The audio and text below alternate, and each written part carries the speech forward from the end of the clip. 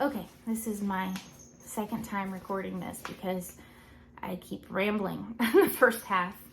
There's two topics I wanted to talk about today. I wanted to try to briefly mention my diagnosis that I received a couple days ago, and I also wanted to talk more, do some follow-up on my last video about recovering from burnout and understanding burnout from a PDA perspective. What came from releasing that video was a recurring question, and that was when I said that it was a possible risk for someone who is autistic or someone who's PDA to imprint on a way of living that was not good for them. Okay, I had something in mind when I was saying that, but a lot of parents were wondering, is that the same as me helping my child? Am I making their symptoms worse by helping them with certain activities? And they gave examples of like self-care, showering, bathing, teeth brushes, food, etc. So there was this fear, is this what you're talking about, is imprinting that I am encouraging my child to struggle versus I'm helping, so enabling. Now, I'm kind of wrapping these two topics together, my diagnosis and also that question of am I enabling my PDA child, because as a 36-year-old woman who has lived through denial and ignorance of her diagnosis for all of her life, I can share the perspective of what it feels like to be enabled, but then also, and view it as being enabled, but then also trying to grow up and retrain yourself now as an adult, because that's what I did. As I grew up, I saw that I had been kind of catered to. My mom had no idea what was going on with me, but I was so, the strong-willed child or the explosive child that I almost always got what I wanted. And that meant I didn't take bathing seriously. I struggled with keeping my room clean. Homework just fell off the map. I mean, a lot of things a lot of parents with PDA children are familiar with. So growing up, I kind of was approaching myself as a project that I needed to, fix that. I needed to fix that I was enabled. This is where I struggled because I started telling too much of my story and was rambling not rambling. I mean, I'm maybe at some point I'll tell more, but it was like 8 minutes of me talking and I didn't want to go into all that. What I'll just say that is that after getting my diagnosis, initially relief, gratitude and relief. Yes, I am autistic. Yes, I am PDA. Okay. It felt good. I shared it. I celebrated it, everything. The next day, however, was grief. And it took me crying and talking to my husband to figure out what exactly was weighing on me. But that was what was weighing on me was that I've been running from my struggles and my aversions and my anxiety for my whole life. I not only was masking them from other people to try to seem like I was not struggling, but I was also hiding it from myself. So I had a lot of illusions and fantasies about me somehow getting away from these things because they have felt like they've held me back from my full potential, like nonstop. So there was a lot of grief there. So I'm going to reference those. I'm going to take what I've experienced looking back, and then from here, this perspective, and kind of include some of that as I talk about that question, am I enabling my PDA child? So first of all, let's start out with something that is not obvious to a lot of parents because we weren't raised this way. Your child can see that they are not acting the same way as everybody else. Just let that absorb for a moment, because I feel like, I'll just speak for myself. Me as a parent can forget it a lot. a lot. So if I see my kid doing something that I'm like, I'm worried about, I forget, you know what? My kid knows that he is behaving differently than me, and that he's behaving differently than the people around him. So what's the significance of that? The significance is there is no blindness there, okay? So you're left with two conclusions. Either they don't care, and you're feeding this idea, by continuing to give them what they want, they really don't care, or they do care and they have a problem and it's real and it's affecting everything or most things, okay? I mentioned before that my page, my channel, everything, I support gentle parenting. The term, if you're not familiar with gentle parenting, I'm not crazy about the name because people hear gentle and they think permissive or, permissive, just letting a kid get away with everything. I prefer instead to call gentle parenting, parenting with respect. We think about parents needing respect, but oftentimes as parents, we were taught, to use disrespect towards our kids in order to get the behaviors that we want to see. Also demanding respect from them, whether or not we had behaved in ways that would merit it. So I have issues with that. I have issues with any kid being raised that way and feeling like it's going to work very well. But I especially think with PDA kids, it's just a no-go, okay? That's just why authoritarian parenting or just roughing it parenting, these kids, first of all, are going to see through any hypocrisy if you're not living what you're encouraging them to do, or if you have two sets of standards. And second of all, if they can't do something, they can't do something. So you're going to set yourself up and set them up for some kind of battle or some kind of breakdown. And that's, some people have heard parenting is caught, not taught. We're not perfect either. I'm far from perfect, so not give you any illusions there. I'm not planning to necessarily focus everything about parenting.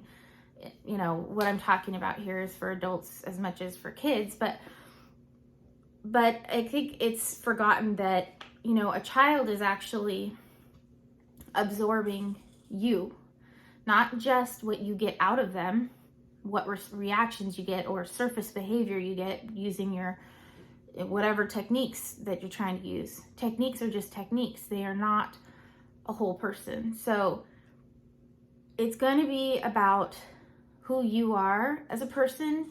That means, this is stuff I'm trying to do for myself too. Learning to take care of yourself, your traumas, past hurts, whatever it may be. Getting support if you can, because we often are trying to juggle more than we are able to, and then we're burnt out and we have nothing to offer our kids as far as any example at all. And where's my notes? And then just remember that whatever it is that you have in mind about your child, your PDA child, if you have assumptions about their motivation, assumptions about their attitude, those will be caught as well. And I just feel like PDA kids especially are really, really quick on the gun with that. They might not always know, they might not always be able to say, wait a second, I feel like, you're treating me differently, or I feel like you're treating me badly, or I think you think I'm lazy, or I think you think I'm just a bully. They're not going to be able to articulate it necessarily, but their behavior will say, hey, something's wrong with how you're treating me, and it will hurt and it hurts.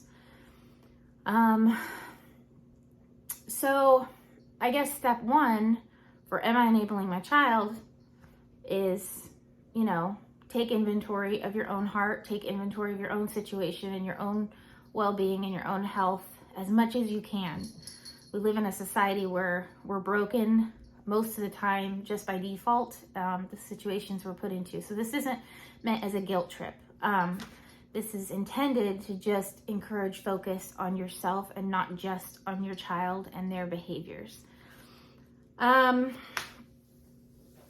Imprinting is not about setting the bar too low. Children are motivated. If children are not motivated, there's a health problem, there's a expectation problem, or something else. It's ask questions, wonder what's going on. Why aren't they motivated? But kids are naturally curious. Kids are naturally pretty easily inspired if we treat them well. And my cat is eating my flowers. Lisa, go on. She keeps going back to it. Imprinting is actually when the bar gets set too high. So an example I had in mind was the original video. There was a parent I was talking to whose son, she didn't indicate he was neurodivergent, or autistic, but he was blowing up because his PDA younger brother was getting supposedly special treatment. So I was just asking her questions like, well, are you sure that he's doing okay in the setting he's at? Because she said he was excelling in a typical school setting. And I don't know enough about their situation. I'm not trying to say like this is the answer for them, but it just brought to mind how, for myself too, if you see other people living in a way and they're doing it well, that's what you expect from yourself. And when you can't, it starts to create a self-esteem issue. Like, well, why can't I meet that? Why can't I do that? This is a reason why families being aware of their children's diagnosis is helpful, not just for the supports they need, but also so that they can educate their child about why certain things are hard so they don't start blaming themselves. That is just one thing that I realized was very deep down inside of me, was this chronic disappointment in myself, chronic anger at me, at who I am. Also fear that maybe I was just,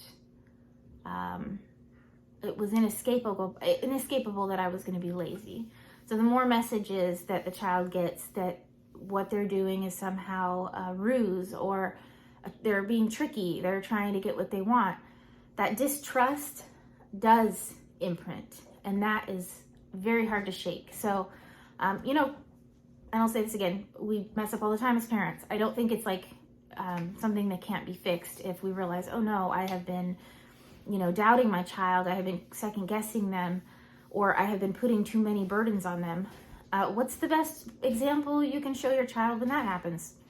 Apologize, explain what happened, listen to their feelings, validate their emotions, hear if they have any feedback. I mean, it's the stuff that I guess we should be learning as adults if we haven't learned already.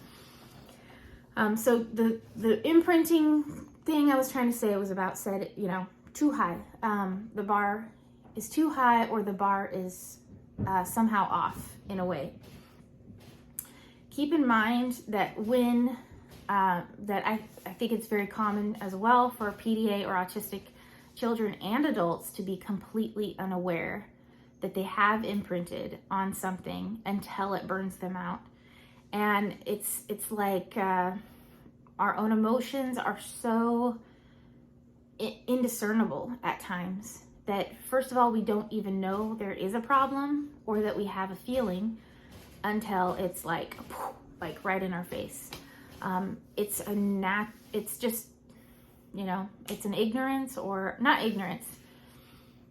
I think it's like a skill we have to develop, and yet still it's very hard to get away from. I guess I'm in the middle of it, so I can't speak with any certainty whether it ever is something that I can, master.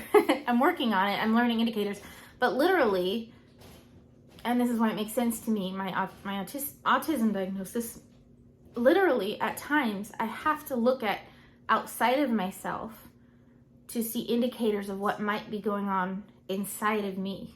So instead of being able to reflect, I think I'm feeling heavy, I think I'm feeling down, this, and this, I can eventually get there, but initially I can be completely oblivious until I start to look around and go, well, the house is a mess, I'm a mess, I don't want to get ready, I have no energy, or I'm blowing up all the time. I don't do that one as much, but to this, you know, I'm irritable all the time. I'm, you know, having panic attacks.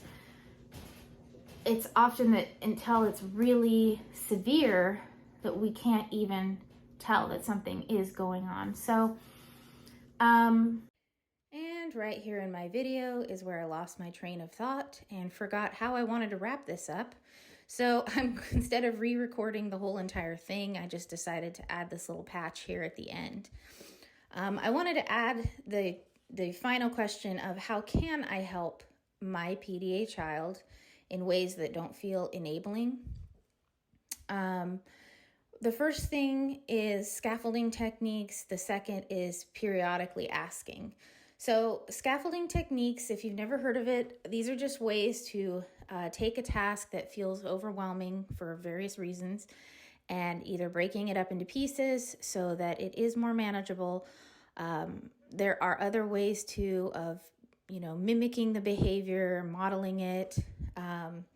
Anyway, there's a whole list of scaffolding techniques you can look up for yourself on Google, and at some point I'll also be doing a video on it, kind of explaining what I think some particularly helpful ones are for PDA individuals.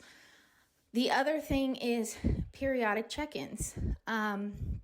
If we go back to my earlier thought that we need to remember that PDA people do know that they are interacting with the world differently than the other people around them. Periodic check-ins is just that. It's not excessive. It should not be rooted in anxiety. It should not be rooted in fear that if we don't check in, somehow they're going to again fall into a bad lifestyle or an unhelpful lifestyle, or, you know, that we're crippling them with our help.